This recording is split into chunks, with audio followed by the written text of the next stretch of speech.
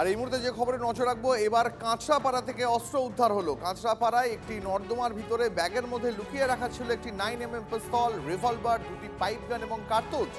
কাঁচরাপাড়া পুরসভার প্রাক্তন চেয়ারম্যান কমল অধিকারীর ঘনিষ্ঠ সহযোগী অজয় কুমার মালিককে গ্রেফতারের পর তাকে জেরায় অস্ত্রের খোঁজ। কাঁচরাপাড়ায় উত্তর কলোনি রেলওয়ে কোয়ার্টার সংলগ্ন একটি জলভর্তি নালায় ব্যাগের মধ্যে এই অস্ত্রগুলি লুকিয়ে রাখা ছিল।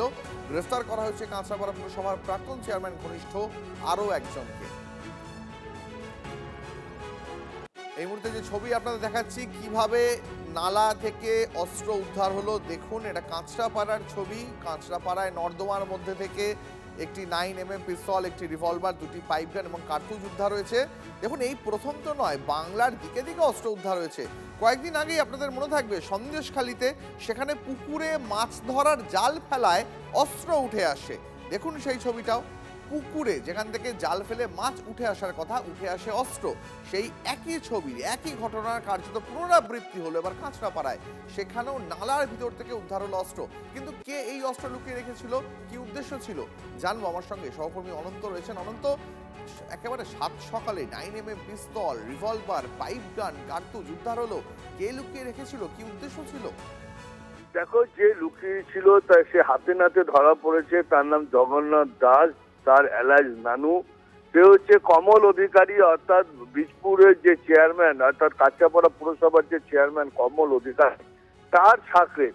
এবং এই সাকরেতকে নাম পাওয়া গেছে কিভাবে, পুলিশ, বীজপুর থানার পুলিশ 23শে জুন কমল অধিকারীর আরেক সাকরেত সঞ্জয় মালিককে করার পর তাকে রিকনস্ট্রাকশনে নিয়ে গেছিল। সেও একটি জঙ্গলের মধ্যে থেকে 5টি আর্মস উদ্ধার হয়েছিল। তাকে জেরা করে আবার আর্মস উদ্ধার হলো। সাত সকালে ড্রেনের মধ্যে একটি ব্যাগের মধ্যে থেকে ফেলে দিয়েছিল, সেইখান থেকেই উদ্ধার হলো এই আগ্নেয়াস্ত্র। তার মধ্যে একটি আগ্নেয়াস্ত্র পিস্তল, আরেকটি রিভলভার আর দুটি পাইপ গান। এই নিয়ে মোট এক সপ্তাহে 9টি আগ্নেয়াস্ত্র এবং 10টি কার্তুজ উদ্ধার হলো।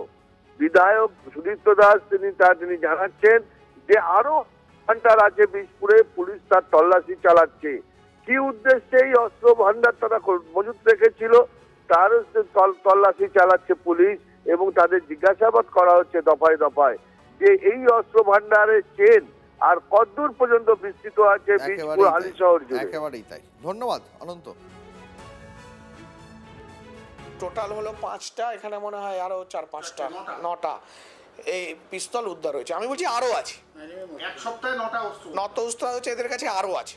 কমল অধিকারী, সুবোধ অধিকারী যে অস্ত্র ভান্ডার মজুত করেছে এটা তার 50% এখনো হয়নি। আরো প্রচুর অস্ত্র আছে, এবং অস্ত্র আছে শুধু না, এর সাথে সাথে বোমা বারুদও আছে, যেগুলোকে আরো এদের 3rd ডিগ্রি দেওয়া উচিত।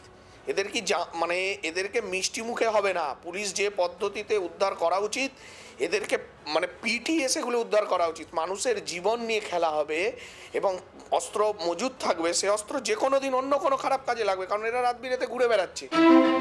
TV9 বাংলা, সুস্বাস্থ্য 2026। যাদের হাতে আমাদের প্রাণ, তাদের জানাই সম্মান। যে চিকিৎসকরা আমাদের জীবনটাকে ঘিরে রেখেছেন তাদের সম্মান জানাবো আমরা। TV9 বাংলা হেলথ কনক্লেভ, পুরস্কার যেগুলো দিচ্ছেন তার জন্য চিকিৎসকরা উদ্বুদ্ধ হয়। স্বাস্থ্য পরিষেবায় সেরার সম্মান। দেখুন TV9 বাংলা সুস্বাস্থ্য, শনিবার বিকেল 5টা বেজে 25 মিনিটে TV9 বাংলায়। TV9 বাংলা, না দেখলেই নয়।